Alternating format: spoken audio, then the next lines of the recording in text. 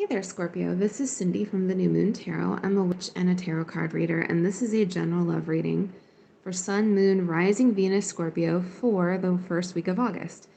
If this one doesn't resonate so much, go ahead and check out your natal chart, specifically your Moon and Venus sign, and my other readings.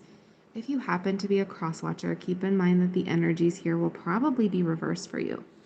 And if you would like your own private reading, you can find all of my info down below in the description box. So we're looking at the overall energy here, Scorpio. We're going to check out your person, we're going to check out you, and then an oracle card. And I think you're dealing with somebody who's being very quiet right now. We've got the High Priestess. This is Pisces energy. You could be dealing with the Pisces, or you're dealing with someone who's very hard to read, very enigmatic. Think like the Sphinx or the Mona Lisa. There's a lot going on beneath the surface. This may be someone who's very intuitive, who reads you very well. This could also just be someone who is... I think that this person has a dreamy sort of quality to them. I think that this person's very passionate about you and probably scared of those feelings as well.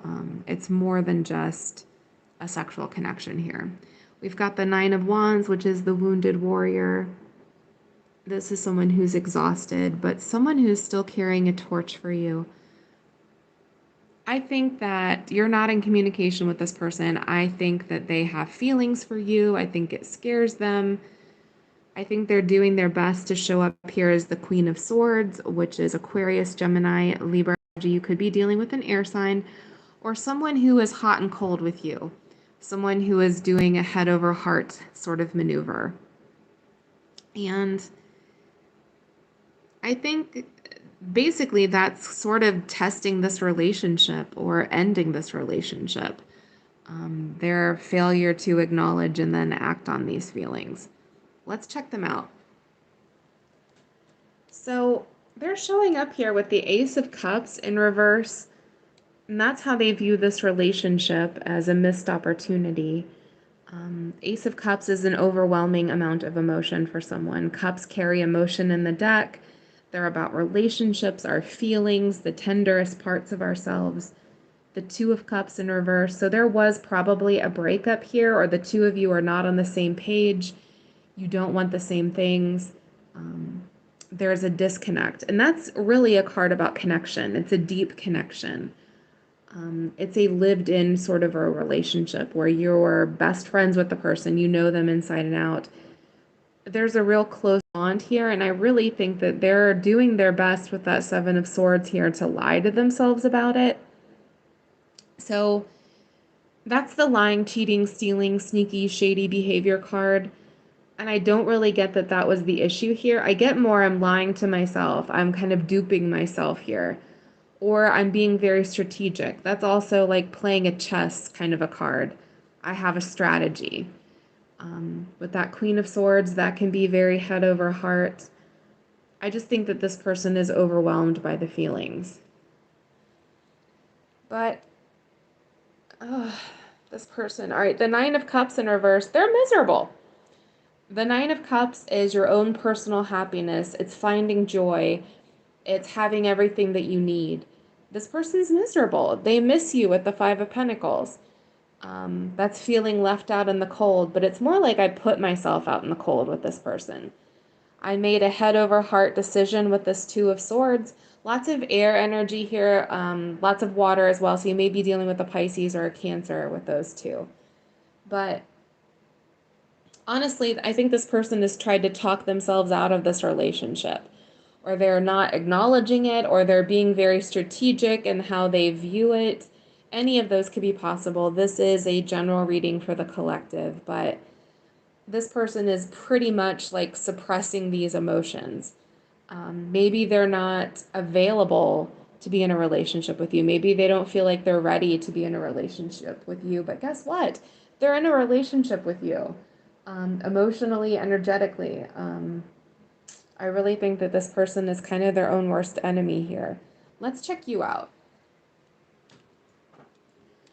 So we've got this Ace of Wands here in reverse. I wonder, the Ace of Wands can mean a very passionate connection.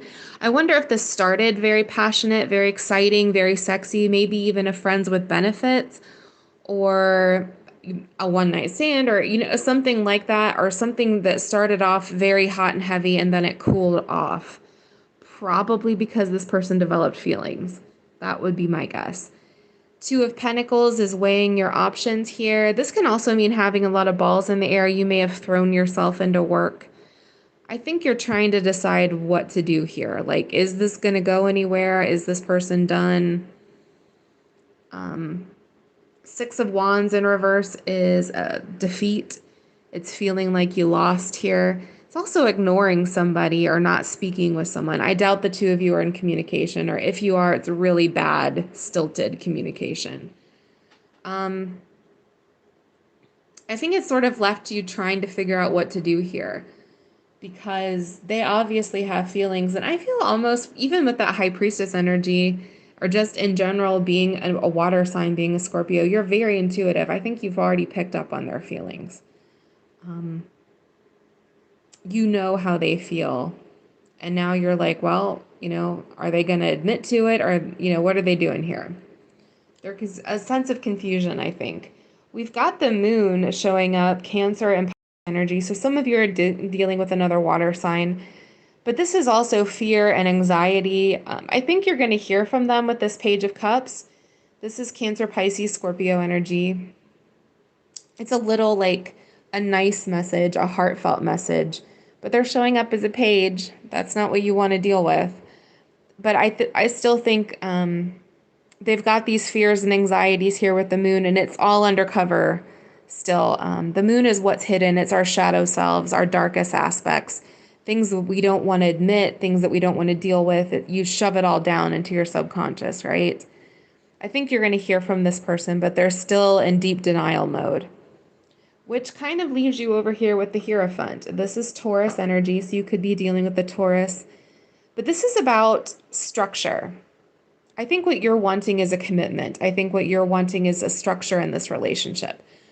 Not necessarily like, let's get married, but like, let's date exclusively, or even admit that we're dating or moving in together, something here. I think that's what you're wanting. So don't lose sight of that when you hear from them. Hold on to what you are wanting in this situation. Let's check out your oracle card here. We have your dreams need a practical plan, full moon in Taurus. Yeah. This is very much about getting what you want. I think you need to have maybe that conversation with them. Tell them where you want to go and see if they're going to go there with you. Because this person has feelings for you. I'm not sure what the blockage is with this Queen of Swords energy, whether they feel like they can't, or maybe they're in another relationship, or maybe they have fears, or whatever it is. There's the need to have a real deep talk here between the two of you. And I do think that's coming. I think you're going to get some communication. All right. Let me know down below if this resonated. If it didn't, check out your Venus and Moon signs. If you want a reading of your own, you can find all of my info down below. And please like and subscribe since I do free weekly readings here on YouTube. All right. Thank you. Blessed be.